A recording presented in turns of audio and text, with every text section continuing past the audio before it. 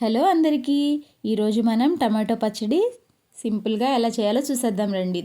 ఇది rice and dosa, ఇడ్లీలో చాలా టేస్ట్గా ఉంటుంది. దానికోసం నేను పచ్చిమిరపకాయలు తీసుకున్నాను. ఇదిగో ఆనియన్, మీ మంటకు సరిపడా తీసుకోండి. పచ్చిమిరపకాయలు 3 టమాటాలు అండి.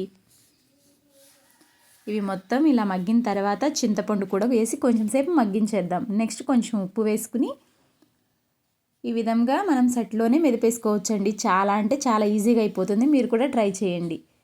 చూసారు కదా, మన పచ్చడి అయితే రెడీ అయిపోయింది. పోపు పెట్టేసుకుందాం. పోపు దినుసులన్నీ వేసేసుకుందామండి. నెక్స్ట్ వచ్చేసరికి ఎండుమిరపకాయలు అండ్ కొంచెం అంతా ఇంగువ,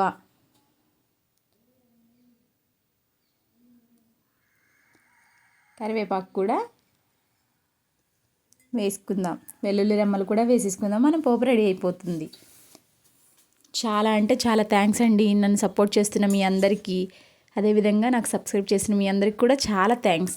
నన్ను ఇలాగే సపోర్ట్ చేస్తూ ఉండండి. ఇంకా మరిన్ని వంటలతో మీ ముందుంటాను. మన టమాటో పచ్చడి అయితే రెడీ అయిపోయిందండి. చాలా అంటే చాలా టేస్ట్గా ఉంది. ప్లీజ్ లైక్ చేయండి, షేర్ చేయండి, సబ్స్క్రైబ్